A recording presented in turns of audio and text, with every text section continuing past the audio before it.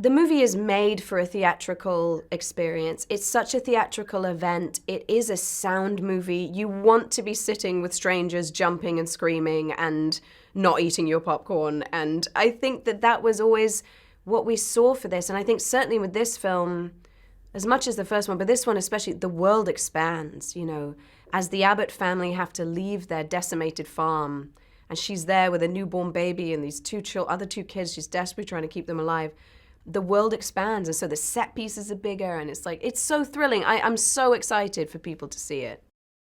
Well, I think John was always really inspired by the idea of, we know how the Abbott family fared in the first film. They were in almost quite an insular, protected safe haven that gets completely destroyed when Evelyn goes into labor and has a baby in a bathtub. So I think, you know, and then now she's in this place where they figured out how to kill them. So that's a big, hopeful thing. But she's got a brand new baby who doesn't understand the rules of the game. So you have a newborn baby who's a horror tool in itself. And she has these two beautiful children. How does she keep them alive? Where does she go? What does she do? Who will help her? And the idea of, we saw how the Abbott family did in the first movie, but John was like, how did everyone else fare? How was everyone else affected by this world? How are they living? And he was so interested in that. So I think that was why the world has to expand. It's a sequel, so it's got to get a bit bigger. And yet I do feel it's still got the emotionality of the first one. We made the first one without the intention of wanting to do a sequel. So John always liked it being open-ended. And then when the movie came out and it had this sort of meteoric life that was really unexpected and thrilling, obviously, for us, I think we didn't anticipate such an investment in the family or in the world and a desire to see what other mileage you could get out of that world, you know. And I think John had like 30 pitches that came at him. They brought in writers because he was kind of reluctant to write it and do it. And then all of a sudden, I remember a couple of months later, we were in Hawaii. I was shooting a movie in Hawaii. And he suddenly just goes, I have an idea. And that was it. And he pitched me the opening. And I was like, we gotta make this movie. It was just so good. It was undeniable. They're such a couple of powerhouses, the two of them. And there's that theory that you should never work with children. It's so wrong with these kids. They saved us time. They would get it in one take and John would be like, okay, I guess we move on. I mean, it was like perfect. You know, it was like, they're so arresting and clever and nice, easy, just great parents, great families. They are like our fake children. So I'm so devoted to them and I love them. And I think it's important for people to see, especially Millicent's character, this really becomes her film. You know, there's a real handoff that takes place. This is her movie. And I think John always felt that was appropriate for the symbolism of really the world that we are leaving our children. Like, how are they going to handle it? How are they going to save us? And ultimately, they will be the ones to save us. The premise is very simple, right? You can wrap your arms around the idea of if you make noise, you're dead. Super simple. Everyone goes, I get that. Instantly frightening if you set it up right, as John did. But I think it has great heart. And I think he recognized as well simple, quite domestic things like doing laundry and then the nail comes up on the step. It's a nail in a step, and it filled people with dread because you've set up that they don't wear shoes, and you've set like really simple tools of horror. A pregnant woman, she's going to give birth at some point. Every woman alive knows you can't give birth silently, or if you can, then I have no idea how you do it. But I think that you've got these quite simple, quite domestic tools that were really easy for people to associate themselves in that environment with, you know? I mean, I'm going to put the pressure all on John. I was kind of like, I know you can do it, you know? But I think he did feel an immense sense of pressure, but I think John quite likes working like that. I think he operates very well if there's a bit of a, you know, gun to his head on something. I think he doesn't mind it. And I just said to him beforehand when he was slightly agonizing about how do I match it, I said, don't match it. Don't try and outdo it. The story's continuing. It's just a continuation. Like, so what happens? What do you want to see them do? But I think he went above and beyond, and he is a bit of a sort of creative hurricane. So I knew he'd be able to come up with something great. And then we had the incredible Cillian Murphy coming in and just crushing it for us as well. Do you know, it is quite quiet, because I think the mistake the crew made sometimes is like, oh, it's a silent movie. And we're like, no, you guys have to be even quieter. Like, because you can hear everything. You can hear absolutely everything. So if someone's walking around or moving or eating, you can hear it in the background of the shot, because the sound department are trying to record everything, like picking up a teacup, like what does that sound like? And like they've got the mic on it so that you can, it's so real, you know. So we'd always be like, I'd hear John go, guys, it's not a silent movie, it's a sound movie. It's like, please, you know. So yeah, but then we would try and have some levity between takes. Like, it's such an intense movie, so Cillian and I would have a laugh between takes, and we'd just try and release the tension, you know, because it's intense. It's an intense movie.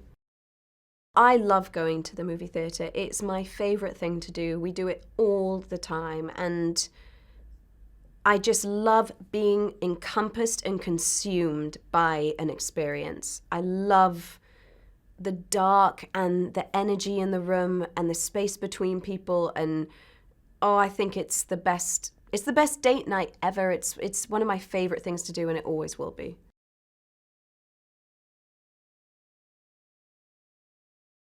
I just think that this movie is so uniquely primed for the theater. We designed it completely to be a theatrical experience, and mostly due to the sound experience that you can have. Clearly, our movie is reliant on sound, both from the creature standpoint and the human standpoint. And so we really, in this movie, tried to push the boundaries even more of what we did with sound and actually put you in the movie and make you feel like you were a part of this terrifying experience. So I think we, from a preparedness, we've been waiting for a year to come out, so we're ready to be one of the first ones out. And I think from a movie making standpoint, we are a theatrical experience all the way. And so I think this is one of those movies that you go to the theater to see, and so we're lucky to be one of the ones that that will bring you to the theater. The biggest difference between the first movie and the second movie is that the second movie is much bigger, not only from a production standpoint. It's a much bigger movie. It's a much scarier movie. It's a much wider experience. You get to experience many more things because the family that you know from the first movie has to venture out into the real world. And so as the world gets bigger, so does our movie. But I think we also got to play with all the things that we really loved about the first one, and hopefully the audience loved about the first one, like pushing barriers with sound, pushing barriers on new and more unique action sequences or scare sequences, and it's also we've gotten to open up the world a little more. We have a more diverse cast, a bigger cast, a lot more stories being told. So we have that ace in the hole. At first, I actually had no intention of doing a sequel. In fact, the studio had asked whether or not I would do a second one, and I said, I don't think I'm your person. I think you should go find someone else. And the reason why was very simple. That first movie was so unbelievably personal to me. As bizarre as it sounds looking at the poster, the first movie was a love letter to my kids. And that's the reason why I decided if I could explore that idea more, then I would love to do a sequel. And so what I mean by that is if the first movie is about the promises you make to your kids that you'll always be there, the second movie is about when that promise is inevitably broken, which I believe is what growing up is all about. So these kids who had such a stable ecosystem of support always now have to fend for themselves. And I think there's a real organic parallel to real life in that. And these kids are going out into a very unique world all alone, and yet they still manage to impress every single person with their courage, with their bravery, and with their belief systems of believing in other people when really they have no reason to believe in other people. They still believe in community. They still believe in the hopeful ending to this story, and so we go along with the ride with them. I think a lot of times sequels have to be bigger just by nature, because if the first movie was a success, the second movie has to be bigger, which is not at all the way we went into it.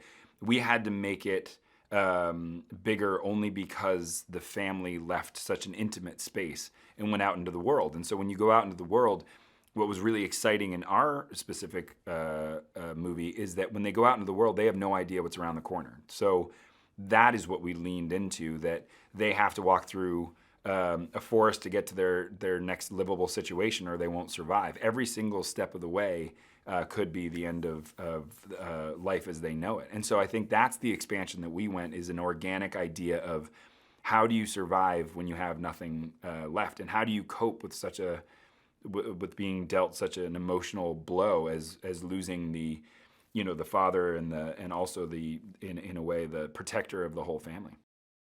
In expanding the story, we got to play with new characters and have newer cast members, and there is it was so exciting because, first off, all the cast members that we added were big fans of the first movie, which was such an honor to me, seeing as though the level of actors that we had, like Jaimin and like Killian and Scoot McNairy, who comes in for a small part in the movie, which was a killer. We just had people who were ready to play in this sandbox. And we knew that the best thing we had from the first movie, we never knew it would be successful. We knew it would be unique. We knew that it was a different experience. And it's a sandbox that you want to play in. I think that most franchises have a hero and a villain, and each movie you just create a new world around them, but it's the same dynamics. And for us, it's the exact opposite. We have such a amazingly lush world of sound and terror and fear and all these things that you can put any character you want in. And I think they have to live through this situation that the family that you love from the first one has to live through. So getting to play with new characters, but certainly these actors, to have that level of talent, like Killian and like Jaimin and like Scoot coming in, they were so immediately part of the family. They were so immediately collaborative. They were so immediately game for whatever I would put them through, whether it was running in bare feet or throwing them into scary, deep, dark places, both literally and figuratively. And to have these actors come in and immediately be part of the vibe, immediately be part of the family experience, was so unbelievably lucky for us, but also really genuinely beneficial to the movie, because we were able to do whatever we wanted because they felt like they were somehow a part of the first movie right from the beginning. I'm so excited to show this movie to everyone, but selfishly from our standpoint, just because we've been, you make a movie, you want people to see it, so we've been waiting for a really long time to show people. But from the outside perspective looking in, it's just, I think, a great experience and a great opportunity to escape. It's a world that I think can really take you out of your everyday life and just take you to some place new where you get to experience great characters in a great world and be scared and have all these thrills, and then take a breather and go back to your life. And I think that it's something that only the theater can really offer to you. I think being in a dark room with strangers, as many times as you hear it, it really is true. There's something very communal about that experience. There's something very powerful about that experience. And certainly our movie was specifically designed for the theatrical experience. So for all those reasons, selfish and otherwise, I'm really excited for people to see the movie. I'm as stereotypical as it gets as far as the theater experience. I have to have a popcorn and soda within 30 seconds of entering that building, or this experience is not going to go well. I genuinely feel that I go back to being a kid. There's something magical about that room when you go in to a dark room with strangers and watch something together. There's something connective that you can't really explain. And I think that for me, my movie experience is grabbing the popcorn, grabbing the soda, going in, and watching the trailers is still one of my favorite things. I think knowing that you are a part of this experience, that certainly our business, we don't just make movies, we make movies because people want to see them. And so the trailer experience and getting excited for the movies that come around. I mean, one of my favorite things about what's going on right now is it makes our business a team sport. I don't think there's any movie that's supposed to come out this year that doesn't want every other movie to succeed. And that's really exciting. So we're so excited to be one of the first movies to come out, but we are by no means anything but that. We hope to be one of the first steps that all these other movies get to come in behind and really bring everybody back to the theater and bring everybody back to the movies.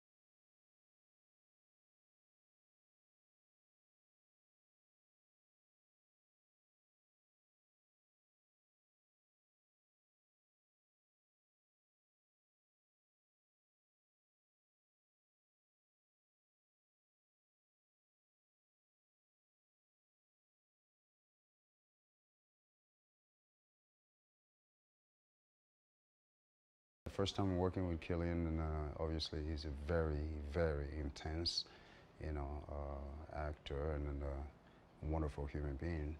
But of course, I mean, this is the kind of the type of actors you want to, journey the story with, because the intensity in their face kind of tells the story of what you know, where you're at and what you're dealing with, and the drama, the level of drama. It's pretty amazing. It's wonderful to work with an actor who is very much an actor and also who is a director, and then the affinity, as you know, as opposed to simply a director who've never been you know, on the other side of the camera. And so his approach, obviously, his approach is an approach of caring and, you know, of actors. And so his demeanor in directing is very, very organic.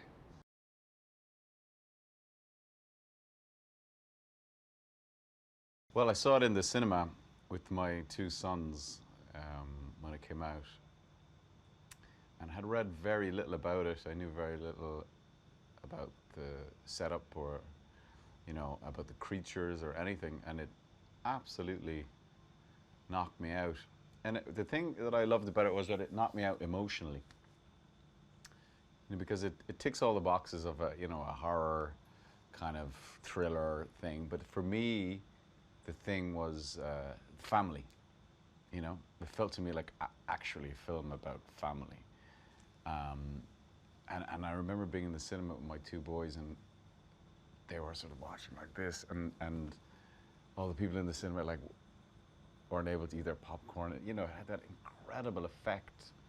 It wasn't a passive viewing experience, you know, it was quite the opposite. That's the power of the premise, and I guess the power of the writing, and everything is conveyed perfectly without that much dialogue, with very little dialogue. And it actually, it tends to focus you on the jeopardy, the danger, you know, because they are having to communicate by sign language or by, you know, just by their eyes and all. It was such an original take on it. It was brilliant.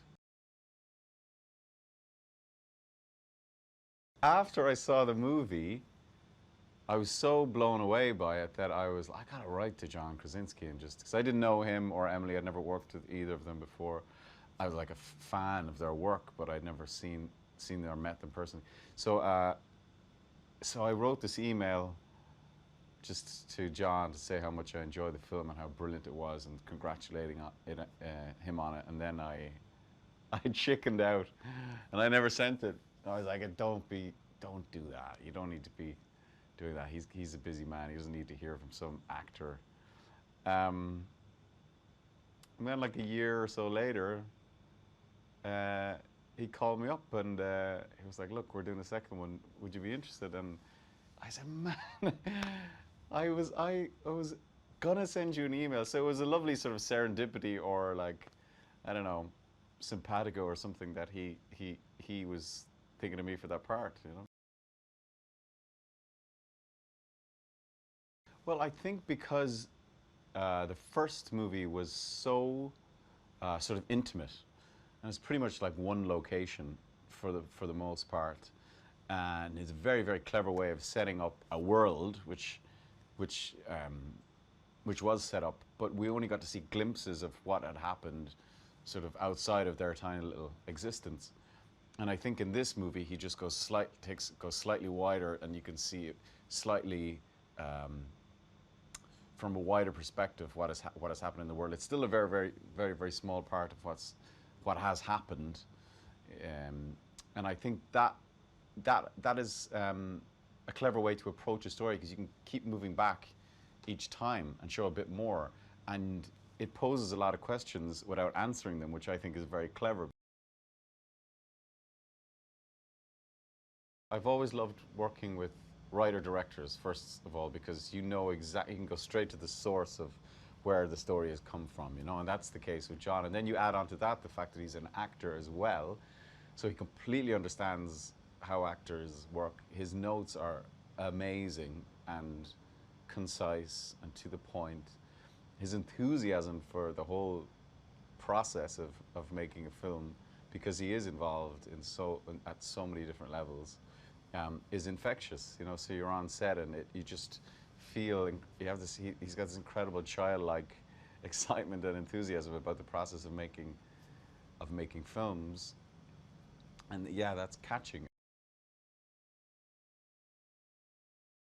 People who have who liked the first movie, and millions of people did, is the fact of just going like, okay, now we're giving you a glimpse at a bit more of this world, you know, and you see what you know, see how it affected more people just outside of this sort of nuclear family, and we're just pulling back a little bit, and I think that's very, very exciting to glimpse, because again, you start putting yourself into their shoes. So I think that's what will be most exciting, and it still has all the sort of thrills and spills and scares that the first one had, you know.